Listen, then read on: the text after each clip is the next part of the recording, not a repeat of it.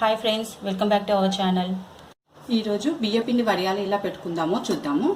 ముందుగా ఒక మందపాటి గిన్నె తీసుకోవాలండి. ఇక్కడ నేను కుక్కర్ తీసుకుంటాను, కలపడానికి ఈజీగా ఉంటుంది అన్నట్టుగా. ఒక గ్లాసు బియ్యపిండి తీసుకున్నానండి. ఇదే గ్లాస్ తోటి 6 గ్లాసుల నీళ్లు తీసుకోవాలి. 6 గ్లాసుల నీళ్ళని ఎసరు పెట్టుకోవాలి.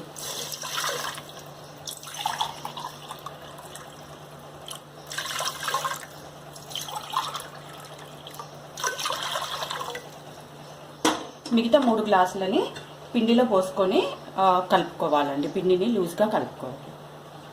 ఎసరు పెట్టుకున్నాం కదండి. మిగతా 3 గ్లాసుల వాటర్ని మనం తీసుకున్న గ్లాసుల పిండిలో పోసుకొని కలుపుకోవాలండి.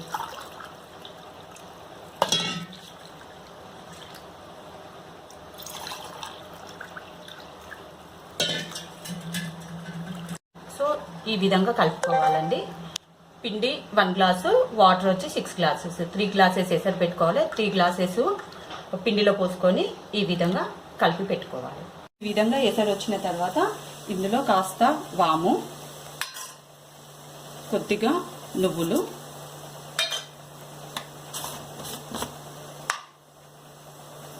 ఇది పచ్చిమిర్చి, ఉప్పు కలిపిన పేస్ట్ అండి. సో నేను ఇది వేస్తున్నాను. కారం వద్దు అనుకున్న వాళ్ళు ఒక ఉప్పు మాత్రమే వేసుకోండి. రుచికి సరిపడా ఉప్పు, కారము.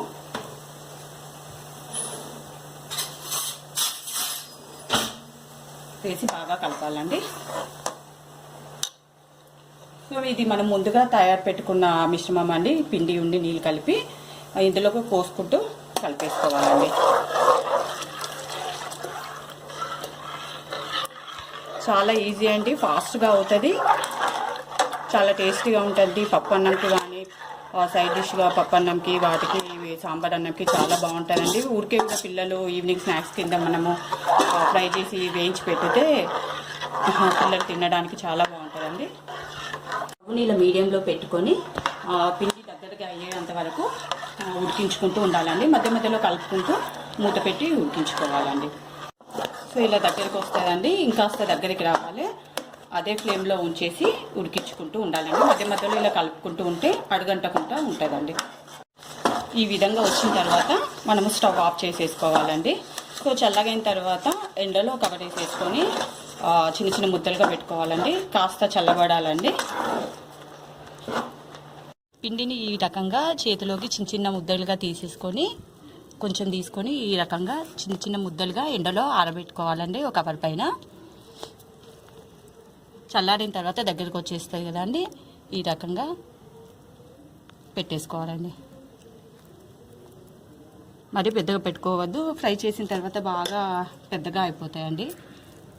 మధ్య మధ్యలో చేతిని ఇలా నీళ్ళ గిన్నెలో తడి చేసుకొని క్లీన్ చేసుకొని మళ్ళీ తీసి పెట్టుకోవాలండి. పిండి ముద్దను తీసి మళ్ళీ చిన్న చిన్నగా ఇలా పెట్టుకోవడం వల్ల చేతికి అంటకుండా నీట్గా వస్తాయండి.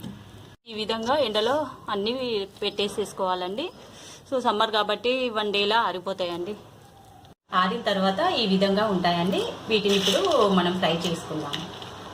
నూనె వేడయ్యాక ఈ విధంగా వేసుకొని డీప్ ఫ్రై చేసుకోవాలండి.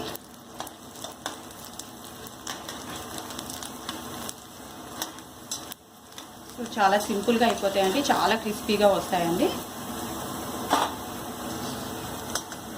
ఈ విధంగా టిష్యూ ఉన్న ప్లేట్లోకి తీసేసుకోవాలి. దీనికి ఆయిల్ కూడా చాలా తక్కువ పీల్చుకుంటుందండి. సో తప్పకుండా ఒకసారి ట్రై చేయండి. మీకు ఈ వీడియో నచ్చినట్లయితే మీ ఫ్రెండ్స్కి, రిలేటివ్స్కి షేర్ చేయండి. ఒకసారి తప్పకుండా, ఇది సమ్మర్ కాబట్టి తప్పకుండా ట్రై చేసి చూడండి.